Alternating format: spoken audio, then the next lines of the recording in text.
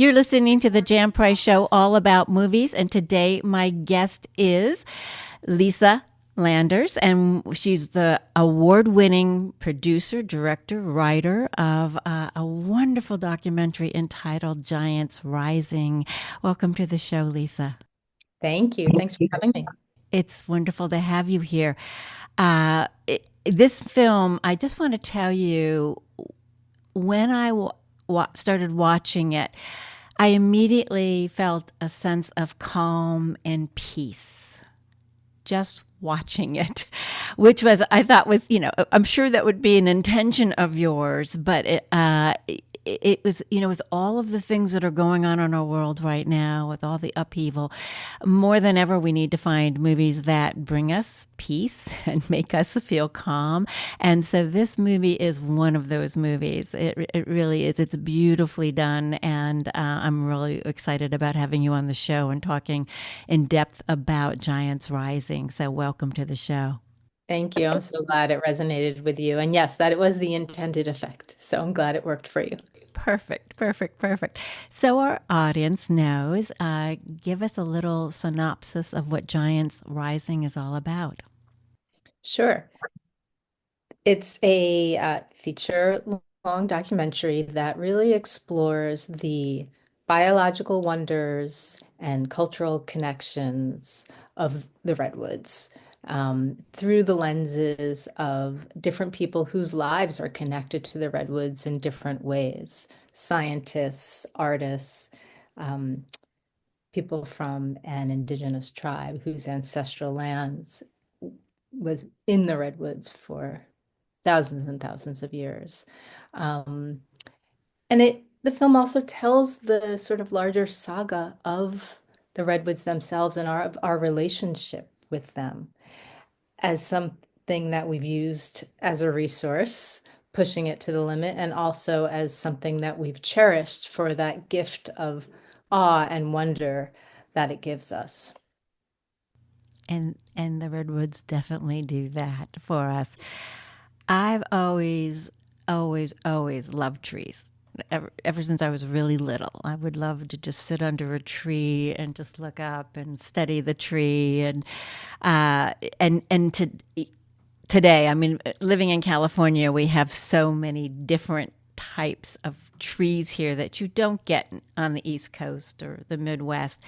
And I'm always in awe of the beauty of trees. I particularly love trees that are dead, dead trees, because I think there's such beauty in that. Also, so this film really resonated. And one of the first things I did once I moved to California was to go up and see the redwoods. I was living in Carmel by the Sea. We do have redwoods there in Big Sur, but to go north up to Humboldt County and that area and see them was just, it's breathtaking. It's an experience. Well, as I mentioned to you earlier, that I'm from New York, and my first experience with redwoods was when I was 12 years old on a family trip to Muir Woods. And I think it was in that moment that I was so awestruck, just knocked out by these trees. I felt like, Middle Earth was real, all of my fantasy books and everything. And I think I was so struck in that moment that in many ways, my encounter with the redwoods is what shaped my decision to kind of follow a career path that led me into natural history storytelling, where I got to ask questions. And it is definitely one of the things that led me to where I live now, which for the past 15 years, I've been in a small redwood grove in Northern California where I live and work. And so, yeah. And, redwoods are their verticality, their age, everything about them, they're very powerful in terms of eliciting a sense of awe. But so many other trees have done that for me as well. And to your point, it just, I always say that redwoods are a little bit of a gateway drug to connecting with trees because you have to stop in your tracks. But then it reminds you of how wondrous and beautiful so many other trees are. And so that was another intention of the film is to remind people of those connections that they have with trees. Um, and, and not just redwoods. Exactly. I agree with all of it. It's so important that we do save our forest. And this morning I just read some unsettling news about the federal government opening up here in California, in particular, logging again in our national forest, and Los Padres Forest, which is right here in this area and up through the coast, is one of those areas. It's just disheartening to read that. And your film discusses that obviously at length, because logging back in the late 1800s, early 1900s really affected the redwoods at that time. Do you want to talk a little bit more about that? Sure, sure. So, right around the time of the gold rush, lots of people came out to California. And yes, they found gold, but they also found these magnificent trees. And those folks who were there had never seen anything like that, something so big, and the quality of the redwood itself is so incredible, right? It's rot resistant, pest resistant, fire resistant. It is the perfect building material. And so all of these people coming out for gold were like, great, and we're settling here and we need to build our towns and cities and schools and railroads and really, so from like, 1850 um, on, they were in a very short period to the turn of the century, they really decimated the redwoods. I mean, there's 5% of what was there when they first arrived is what remains. Just 5% of those big, old, primeval, never cut before trees. So a tiny, tiny percentage remains. Fortunately, at that moment, there was, right around the turn of the century, there was a realization like, oh gosh, wait, wait, wait, wait. We've lost so much. And, what we must figure out how to save these remaining trees. So one of the stories that I chronicle in the film is how the sort of first Redwood Park was formed. It was actually California's oldest state park in 1902. And it really was people coming together across political lines and religious lines and just kind of feeling that shared connection to trees. And I share that story partly to, talk about this history and legacy, but also as a, hey, we can do this. We've done it before. We see the pathway to support the trees that remain and to restore them, which is this opportunity that we have on these formerly harvested logged lands. There are opportunities to kind of reconnect to these isolated fragments of old growth and help these trees sort of regain some of that grandeur and resilience that they had in the past. And you bring in quite a few different. What I loved about the film, it wasn't just about one topic around trees, and there's been other documentaries that have certainly covered various topics, but you brought in a variety of experts and you wove together science, culture, history of these extraordinary forests. So, and the indigenous tribes. So, talk a little bit about that in a little bit more detail of what made you decide to bring all of these people together and share each one of their stories, because each one is unique, and then you interweave them throughout the film, which I thought was beautiful. Yeah. Um, so that was a bit of a leap of faith because I know that's not what, usually as a filmmaker, it's like, okay, take one subject, go deep and follow it through. And this was all the same subject. But over the years, I've made actually several small short films related to redwoods for various for an environmental news show I was working on or a science series that I was doing for PBS. I've done short segments, and they were either about redwoods and climate change or the protests in the 90s to stop the logging of a very specific grove. Um, but there was nothing that sort of brought the whole story together for me. And I feel like that's kind of where we go wrong in our storytelling around nature. That one, we are telling it in fragments and not looking at that whole story. And the other thing that I was not encountering in anything that I found was the question of how do these redwoods work their magic on us? Why do they elicit such a strong sense of awe? And so this film allowed me to kind of ask those questions, right? I reached out to a social psychologist who's one of the uh, people we interviewed, woven through the film. And I had so many different questions and I didn't want to pigeonhole viewers because the way I feel about Redwood is that I feel like I connect with them on so many levels. And I also wanted to offer people something to say, well, if you're not into science, maybe you're into learning about the indigenous cultural connections, or maybe you're interested in learning about how being in the woods is actually good for our health, good for our emotional, mental, and physical health.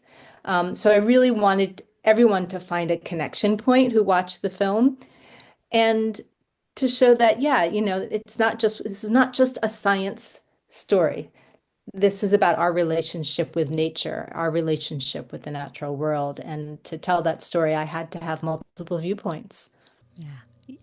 The cinematography is just spectacular. I mean, again, the lighting at times, I was like, oh wow, it just you feel again spirit in many of these scenes in the film. It seems like it just comes off the screen, and it's so beautiful. How and there's you talk about. I mean, it was really fascinating because the science that you brought into the film about how they shed their seeds, how many millions and trillions of seeds, and very few end up being, planted and bringing up more trees.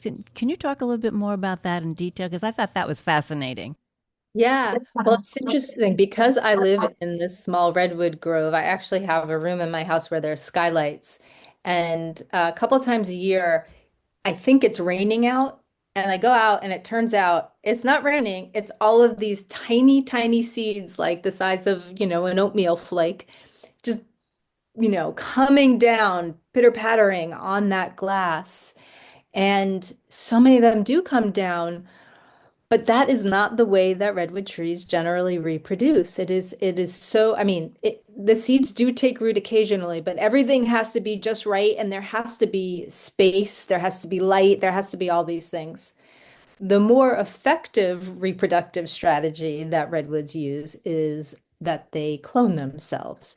And anyone who's encountered a redwood tree has probably seen these little sprouts all along the base of the tree, or sometimes coming out of the bark in different areas, mostly in that lower region. Um, Basically, what happens is that it sends up these little sprouts, and some of them become full-fledged trees, or what we call trees. It's really just another trunk connected to what we'll call the mother tree. And those are the ones that are more likely to really take root and succeed and grow tall. And so sometimes we'll see a tree and you'll think, oh, here's a tree, here's a tree, here's a tree. But when you see a group of redwoods together, it's probably one organism that has spawned these different limbs, really. And together they are holding each other up. They are sharing resources below ground.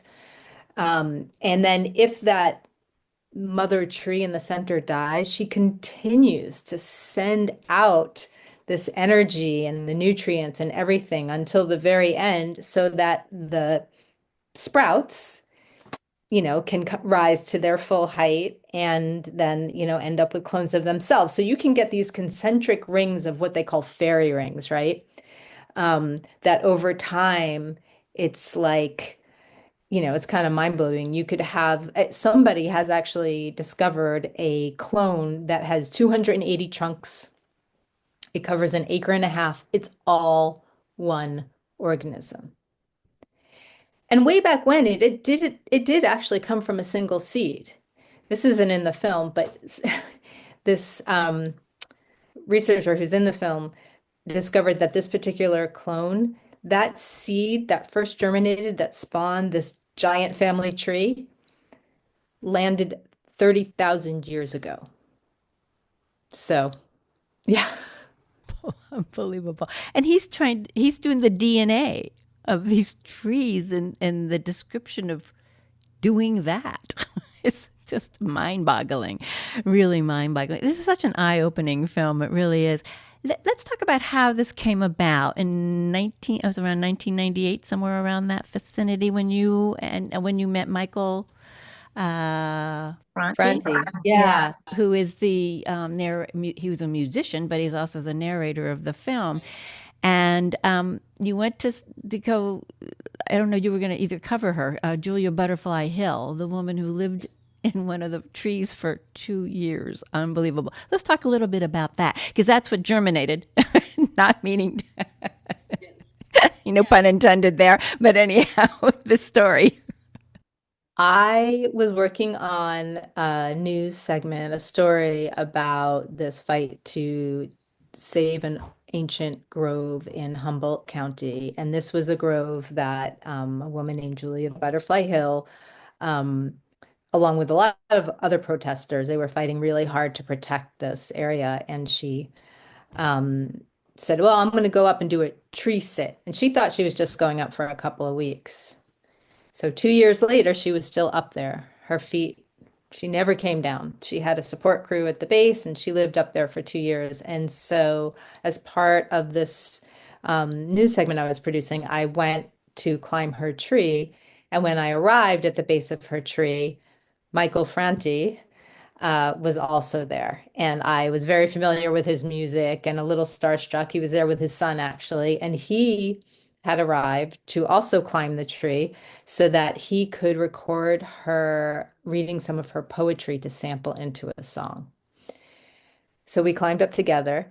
And I think in a lot of ways, it was that moment when we were, a couple hundred feet up, kind of looking out over everything where two things really came to me. One, it was like, gosh, what is it about these trees that push people to risk so much, to sacrifice so much to protect them, right? I just was like, I need answers to this question because look what this woman is doing. And she's not alone.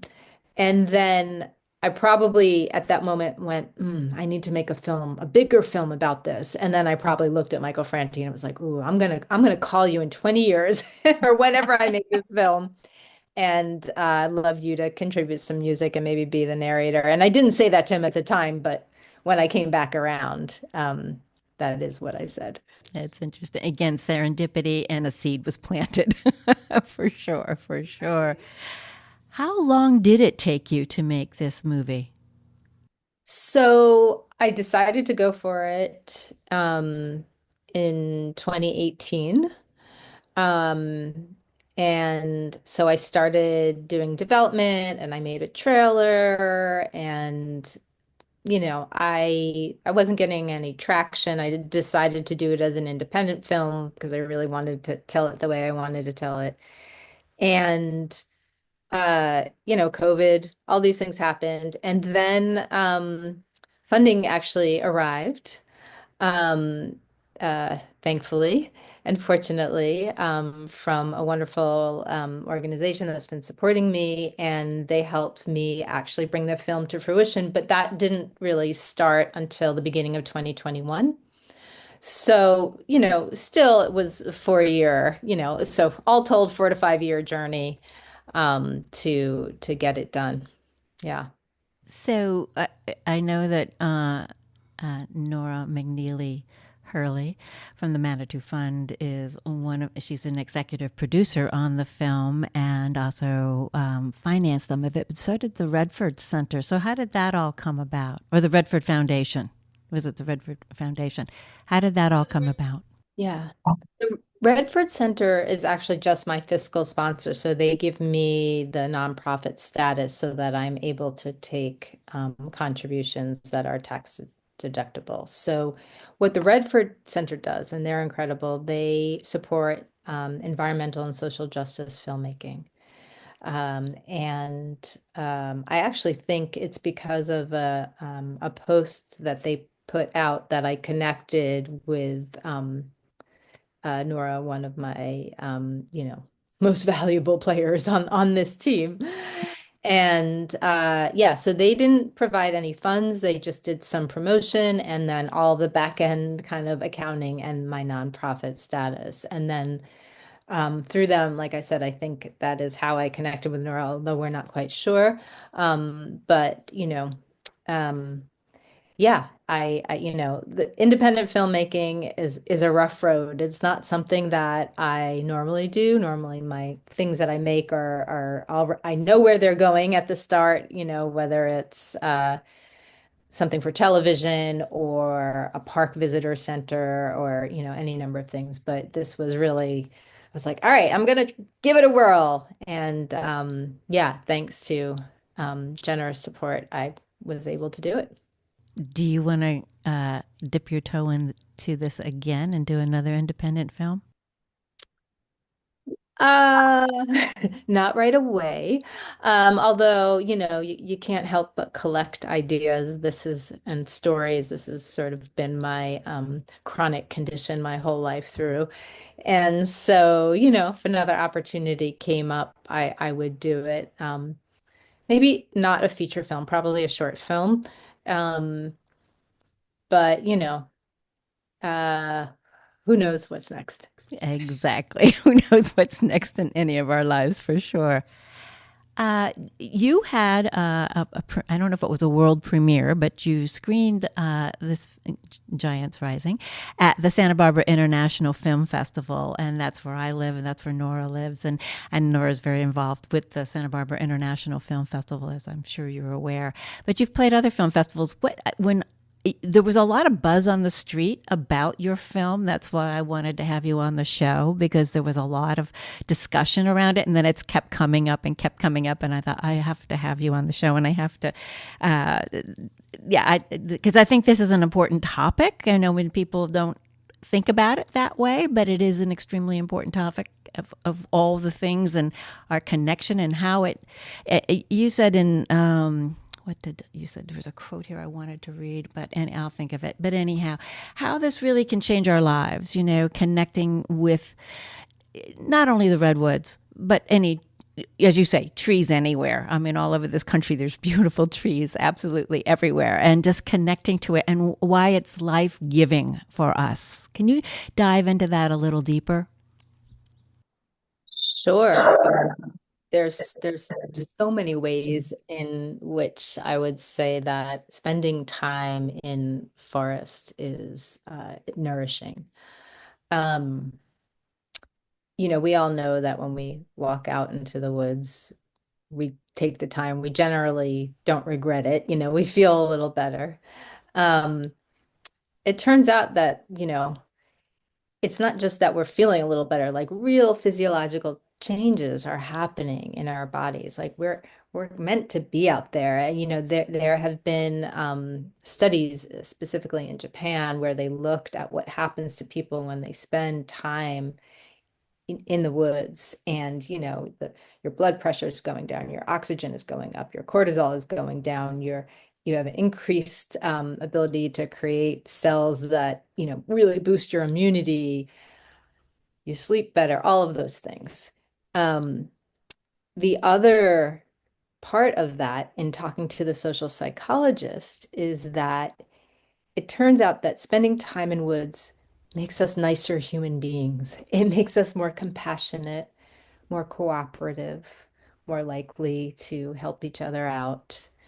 And in my discussions with him, that's featured in the film, it's like this is a survival technique. Like if you ask the question, why did we evolve to feel awe in nature, to feel a sense of connection?